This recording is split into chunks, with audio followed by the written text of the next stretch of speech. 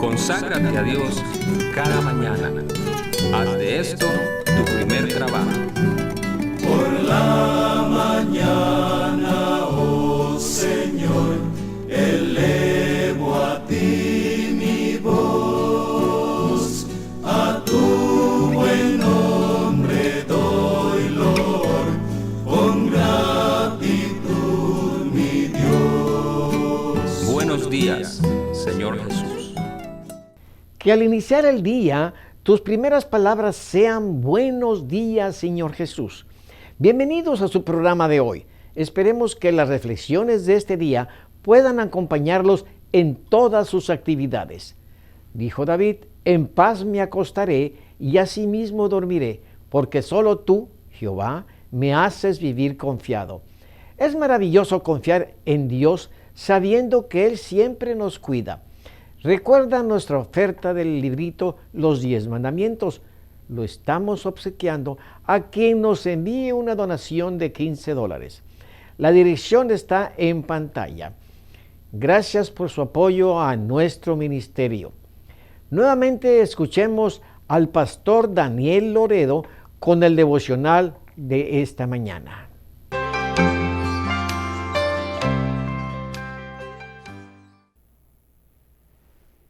Es un gran privilegio llegar a muchos hogares y lugares privados al mismo tiempo. Pero esto me hace sentir una gran responsabilidad, pues hablar de la palabra de Dios es un asunto serio que requiere mucho estudio y oración. Pero la orden de Jesús a todos los que conocemos sus planes revelados en la Biblia es claro: id por todo el mundo y predicad el Evangelio a toda criatura. San Marcos 16:15. Y es por eso que lo trato de hacer cada mañana. Hoy tocaremos un tema muy delicado, el de los milagros.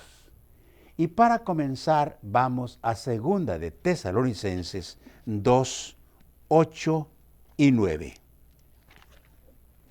Y entonces se manifestará aquel inicuo, a quien el Señor matará con el espíritu de su boca y destruirá con el resplandor de su venida.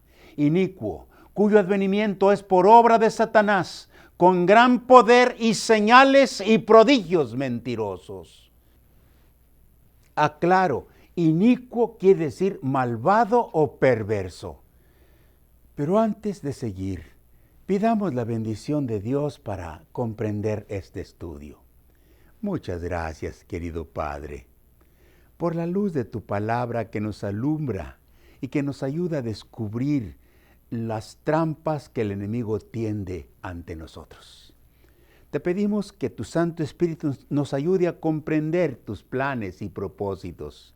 Lo rogamos en el nombre de Jesús. Amén. Cuando Jesús habló de las señales del fin del mundo, comenzó con una advertencia que debemos tomar muy en serio. Está en San Mateo 24, 4. Mirad, que nadie os engañe, porque vendrán muchos en mi nombre, diciendo yo soy el Cristo, y a muchos se engañarán. El versículo 11 sigue diciendo, y muchos falsos profetas se levantarán y engañarán a muchos. El versículo 24 nos dice que el principal método para engañar serán los milagros, porque se levantarán falsos cristos y falsos profetas y harán grandes señales y prodigios, de tal manera que engañarán, si fuere posible, aún a los escogidos. Imagina que vivimos en el tiempo cuando Jesús anduvo en este mundo y que nos unimos a la multitud para seguir al Maestro. Cada quien tiene sus motivos para seguir a Jesús. Unos porque queremos oír su palabra y queremos formar parte de ese reino de los cielos del que habla mucho. Otros porque quieren recibir algún milagro de sanidad. Y otros para probar de alguna forma si verdaderamente es el Mesías. Veamos que se acercan unos fariseos. Y en San Mateo 12, 38 al 40 dice, entonces Respondieron algunos de los escribas y fariseos diciendo: Maestro, deseamos ver de ti señal. Él respondió y les dijo: La generación mala y adúltera demanda señal, pero señal no les será dada, sino la señal del profeta Jonás. Porque como estuvo Jonás en el vientre del gran pez 3 días y 3 noches, así estará el Hijo del Hombre en el corazón de la tierra por 3 días y 3 noches. Jesús hizo referencia al mayor de todos los milagros, a su muerte y resurrección. En ese milagro Jesús venció al pecado y a la muerte. Y todos los sufrimientos y tristezas están condenadas a desaparecer porque Jesús murió y resucitó de entre los muertos. Por eso, cuando Jesús resucitó, visitó a San Juan cuando estaba prisionero en la isla de Patmos. Se presentó vestido como el príncipe del cielo. Y cuando San Juan lo vio, se desmayó. Entonces Jesús hizo lo que registra Apocalipsis 1, versículos 17 y 18. Cuando le vi, caí como muerto a sus pies. Y él puso su diestra sobre mí, diciéndome: No temas, yo soy el primero y el último, y el que vivo y estuve muerto, mas he aquí que vivo por los siglos de los siglos. Amén. Y tengo las llaves de la muerte y el Hades. Gracias a la muerte y resurrección de Cristo, el dolor y la muerte van a desaparecer. Pero mientras tanto, hay que aceptar las cosas como son. Y si Jesús mismo le tocó sufrir, a nosotros también nos toca participar de las consecuencias de vivir en el imperio del pecado y del sufrimiento. En San Juan 16:33, Jesús nos dice: Estas cosas os he hablado para que en mí tengáis paz. En el mundo tendréis aflicción, pero confiad, yo he vencido al mundo. Confiando en la salvación pagada por Cristo y en la promesa de su regreso para poner fin al imperio del dolor y de la muerte, podemos tener paz en medio de los sufrimientos de esta vida. Y cuando nos toca enfrentar el dolor, la actitud de Jesús es ejemplar. Poco antes de comenzar su pasión dolorosa, el Señor comenzó a sufrir intensamente y se fue al huerto del Getsemaní a orar.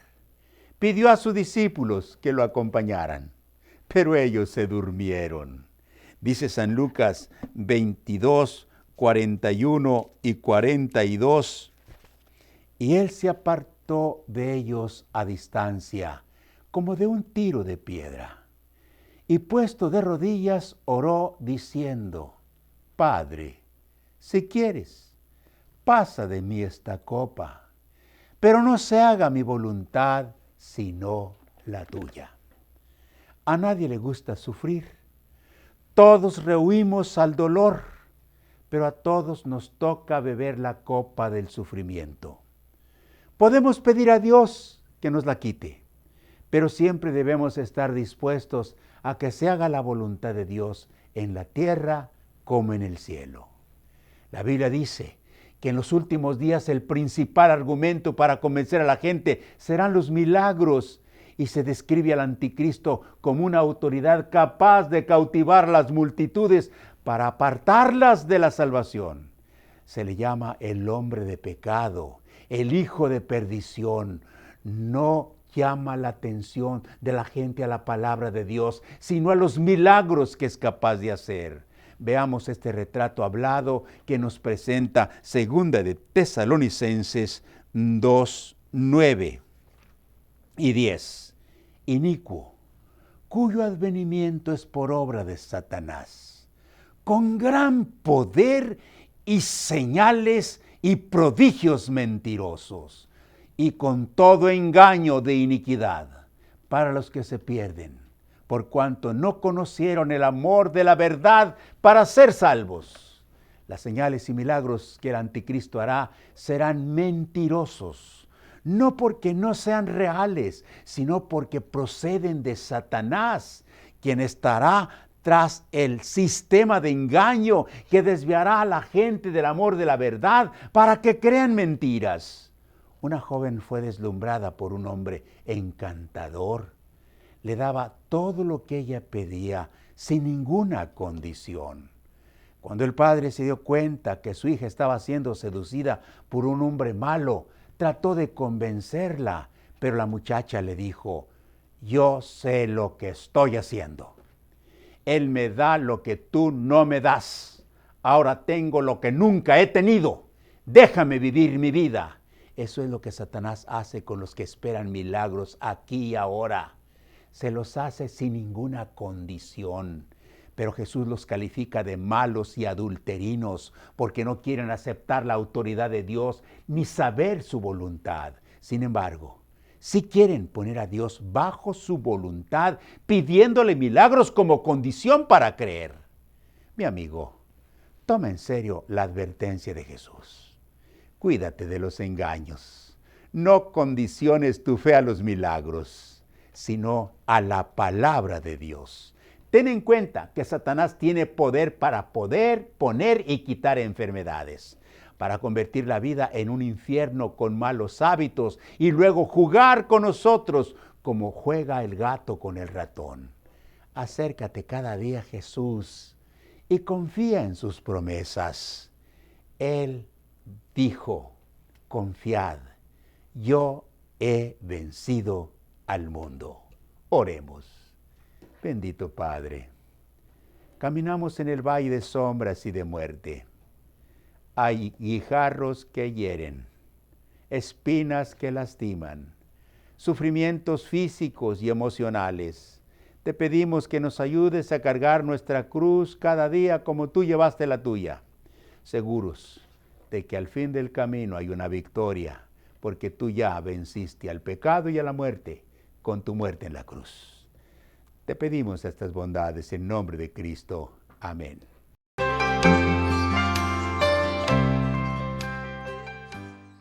Amigos, muy buenos días. Bienvenidos a su segmento Momentos de Reflexión. Esta mañana vamos a exponer algunos conceptos que debemos de meditar, de reflexionar, para poder tratar bien a nuestros ancianos, para poder comprenderlos como debe de ser. En la tercera edad, como se dice, las dificultades se agigantan, como en ninguna otra época. Uno de los más grandes conflictos de esta época es la soledad. Con el correr de los años, el hogar se ha quedado solo. A las personas mayores se les jubila. Y hay algo interesante. Lo que más desea una persona de la tercera edad es platicar. Dele tiempo. Cuando se jubilan y ya están en casa, las horas parecen muy largas y no se sabe cómo llenarlas. Después de haber vivido una vida tan llena de ruido, de muchas responsabilidades, de muchos quehaceres, ahora se encuentran con la soledad, completamente opuesto a lo que estaban acostumbrados. La persona de la tercera edad sufre la necesidad de sentirse amada. Muy importante esto, pensémoslo. El amor es tan necesario como el pan, y cuando las fuerzas empiezan a fallar, entonces se siente más la necesidad de amar y ser amado. Cuando empiezan las enfermedades, cuando vienen las dificultades, ¿cómo es necesario que el ser amado esté junto a esa persona? Se podrá vivir en un palacio, tener millones en el banco y ser atendido a todas horas, pero nada es tan necesario como el calor humano. Cuando uno se jubila, es como una especie de muerte social. Se vive como si hubiese recibido una declaración de incapacidad por creerlos no productivos, y si no tienen la jubilación, se les margina, a pesar de que en algunos casos todavía se tienen las fuerzas y las capacidades muy despiertas. a esta situación se le agrega otra muy difícil, que es la pérdida de autoridad. La persona de tercera edad sufre cuando deja de ser el objeto de admiración, deja de ser ya la persona de respeto y agradecimiento. Cuando él traía el dinero, mandaba y le obedecían, ahora es diferente. También deja de proporcionar el bienestar económico a su familia como lo hacía antes.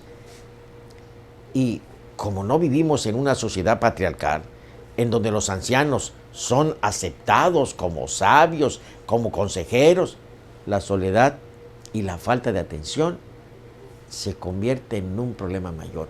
Les viene una depresión enorme al punto de desfallecer.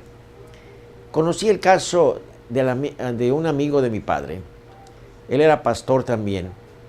Y cuando él se jubiló, haga de cuenta, como decíamos, como que recibió la carta de incapacidad, de que ya no podía hacer nada, se sintió tan deprimido, no se levantaba de la cama, no quería comer, las aspiraciones quedaron, se puso muy, muy mal, muy grave. Entonces tuvieron que ir a verlo. Varias personas que sabían de este problema, lo animaron, inclusive le sugirieron que se pusiera a trabajar en lo que él estaba acostumbrado. Él era pastor. Entonces, que saliera a seguir visitando a los enfermos, que orara por ellos, porque cuando él ayudaba a otros en los problemas de aquellos, él recibía también una bendición. Pero lamentablemente a veces no se sabe, no se llega preparado a la edad de la jubilación. Cuando todo es nuevo y es distinto, para ellos hay mucha desconfianza y luego se convierte en amargura y se convierte en soledad. Es muy, muy difícil la situación. Aunque también hay problemas diversos. Por ejemplo, que surgen por problemas del dinero. Los familiares allegados al anciano, si saben que tiene dinero, llegan y quieren administrarles, pensando que ellos son incapaces de tomar buenas decisiones y que los van a robar, y ellos se convierten en sus manejadores del dinero.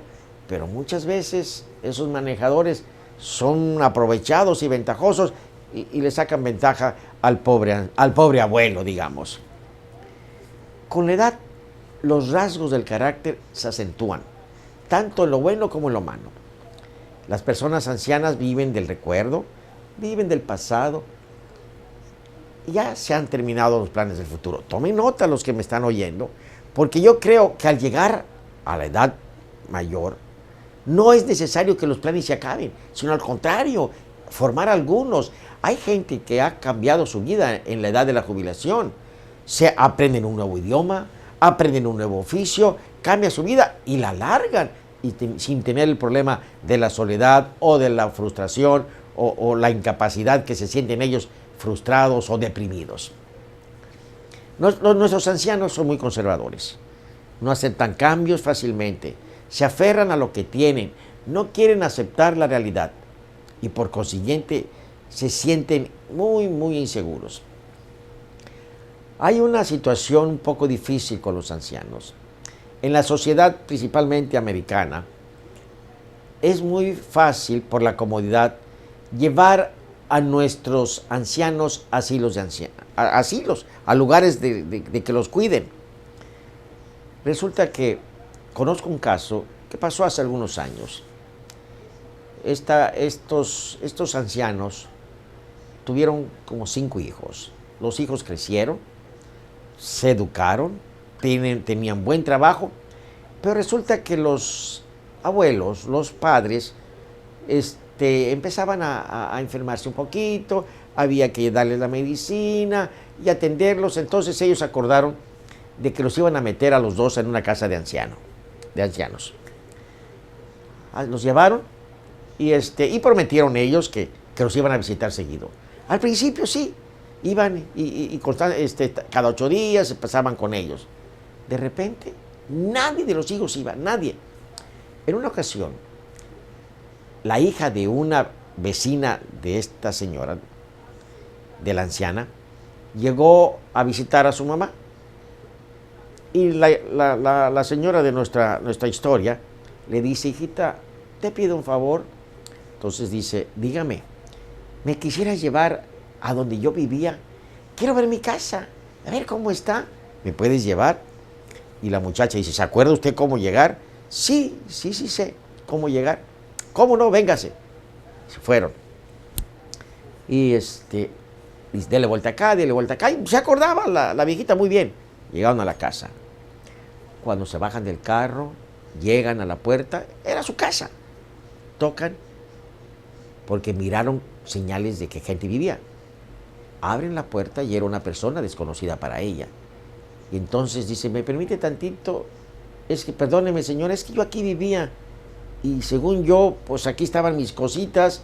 Y ustedes saben que las personas mayores guardan muchos recuerdos de todos sus hijos y de sus nietos. Todo eso lo había acomodado en la sala, en todos los lugares. Entró, recorrió, le dieron permiso de entrar, recorrió los cuartos, todos los lugares donde ella había guardado sus recuerdos.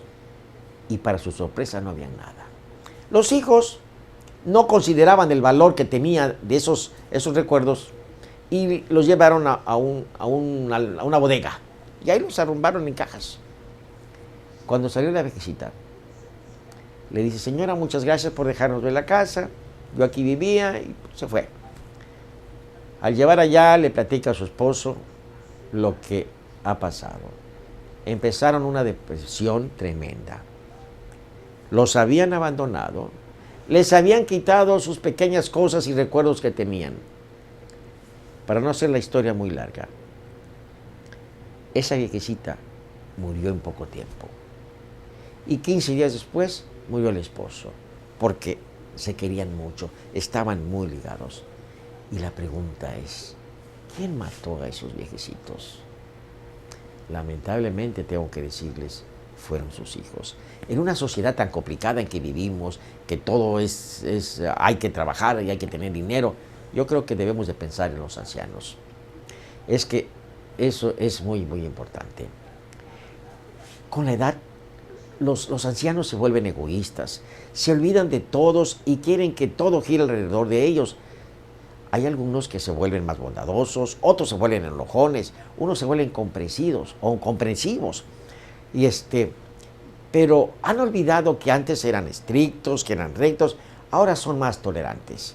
Por eso es el dicho de que los abuelos maleducan y echan a perder a los nietos, ya que les permiten hacer lo que los nietos quieren. Son fáciles de enojarse en algunos casos, ya que se impacientan muy rápido, no toleran, no quieren hablar, pues prefieren el silencio a exponer sus razones, pero por dentro hierven de sentimientos de rebelión. La vida los ha capacitado para dar consejos, porque eso es una realidad, no lo podemos negar, pero muy pocos aprovechan de esos sabios consejos de estas personas mayores. Hay también personas de la tercera edad que son amables, que no son gruñones, que no son pesimistas, son alegres, les gusta bromear. ¿Saben una cosa? Ellos viven más, tienen la vida más, no la tienen tan seria, no tienen achaques, no tienen dolores, no se enferman, y eso es muy bonito. ¿Cuál es el propósito de comentar esto con ustedes, amigos? Es para poder comprender y aceptar a nuestros viejos como son. No olvidemos, lo peor que ellos ahora sufren es la soledad. Seamos amigos. Recuerde, todos, sin parar ninguno, vamos para allá. Dios nos dé la sabiduría para comprenderlos, para amarlos y que sean parte de nosotros. Amigos, que Dios los bendiga. Que Dios los bendiga y que seamos cuidadosos con aquellas personas de la tercera edad, dándoles una sonrisa, dándoles que se sientan como seres humanos, como nosotros. Que Dios les bendiga. Ahora sí estamos listos para enfrentar nuestros deberes. Pero antes, nuevamente aparecen en pantalla los capítulos del año bíblico. Si usted está tratando de terminar de leer la Biblia en un año, tome nota. Gracias por estar con nosotros en esta ocasión. Que Dios les bendiga. Nuevamente les esperamos el día de mañana.